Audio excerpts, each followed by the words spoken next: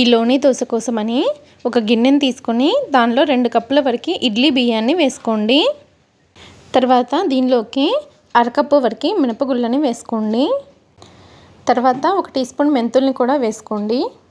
తర్వాత వాటర్ పోసుకొని ఈ పప్పుల్ని శుభ్రంగా కడిగి 4 గంటలు నానబెట్టండి.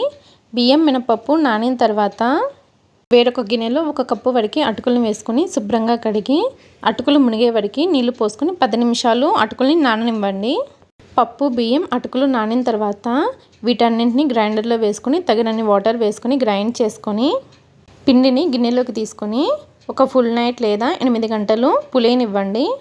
తర్వాత మనకి కావలసినంత పిండిని ఒక గిన్నెలోకి తీసుకొని రుచికి తగినంత ఉప్పు వేసి అవసరమైతే కొన్ని వాటర్ వేసుకొని పిండిని కలుపుకొని పెనాన్ని బాగా వేడి చేసి కొద్దిగా నీళ్లు చిలకరించి సెట్ దోశలాగా వేసుకొని 2 వైపులా కాల్చుకొని సర్వ్ చేసుకోవడమేనండి.